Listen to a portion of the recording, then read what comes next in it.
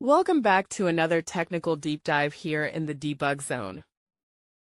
Today we're tackling a big question and breaking it down with insights from other users. Hopefully this clears up some misconceptions and helps you get the answer you need.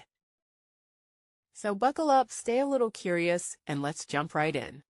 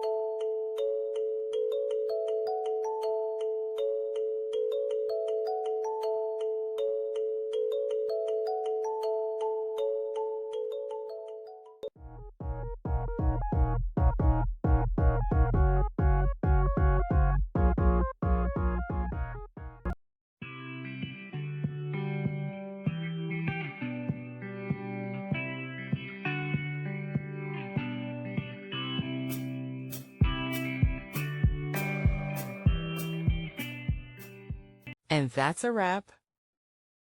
I hope you found the answer you were looking for. If you did, take a second to hit that subscribe button. It really helps out. And let me know in the comments which solution worked best for you. See you next time in the debug zone.